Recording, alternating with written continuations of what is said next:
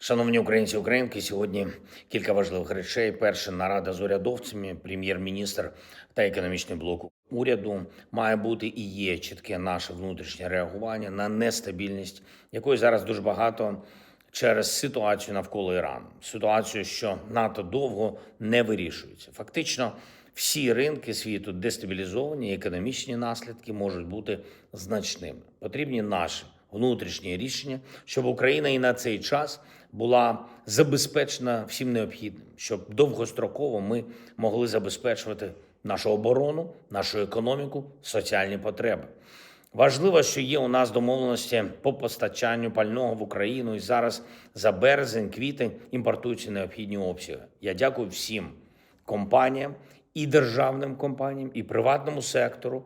Ми працюємо щодо постачання із європейськими партнерами, також з країнами Близького Сходу.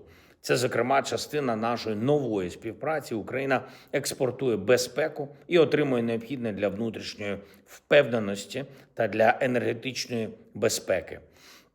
Ми говорили сьогодні з урядовцями і про те, як підтримати людей в умовах зростання цін. Зовнішня нестабільність завжди проявляється в дуже чутливих цінових коливаннях. Уряд має підготувати кроки щодо цього, розраховує на системні рішення.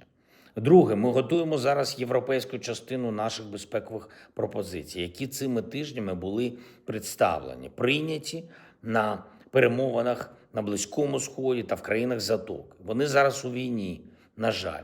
Їхній захист потребував термінової експертизи, термінового реагування. Ми це забезпечили, українська експертиза спрацювала, всі це визнають. Як результат, є довготривалі домовленості про співпрацю, саме про безпекову співпрацю. Так само це потрібно і в Європі. Наступні тижні будуть присвячені саме такій роботі з нашими партнерами в Європі, наші спільні виробництва, наша модернізація оборони, програми фінансування оборони, координація в безпекових діях. Українські військові беруть участь в консультаціях щодо того, як далі працюватиме Ормузька протока, безпечне мореплавство – це глобальна цінність. Ми це знаємо по досвіду захисту в Чорному морі. Потрібно, щоб всі у світі це також цінували. Звісно, ситуація зараз може змінюватися щодня і доволі суттєво, особливо зважаючи на те, що відбувається з Іраном та у відносинах між Європою та Америкою. Але інтереси наші довготривалі. Усіх в Європі. Передусім, це інтерес безпековий. У наших дипломатів є і відповідний запит від країн Азії. Я доручив все це оперативно пропрацювати. Будуть контакти із лідерами і робота на рівні МЗС та на рівні інших міністерств. Головне, щоб ми постійно забезпечували Україні реальні можливості для захисту.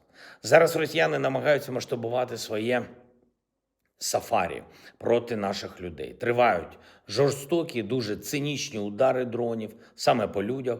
Фактично кожного дня в Нікополі, Херсоні, в інших містах та громадах поблизу фронту були удари російських дронів на Чернігівщині, Прилуки, Новгород-Сіверський і по Харківщині. І треба мати інструменти, всі необхідні інструменти від достатніх фінансів до реальної зброї, щоб продовжувати масштабування нашого захисту від росіян та нашу можливість цілком справедливо повертати війну в Росію нашою далекобійністю. Саме це ми і робимо.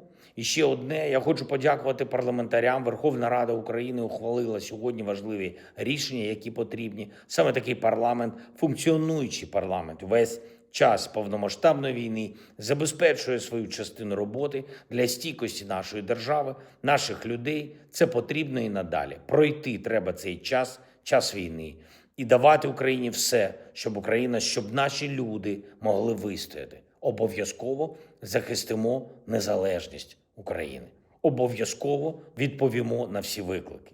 Я дякую кожному, хто працює на нашу державу, хто захищає Україну. Слава Україні!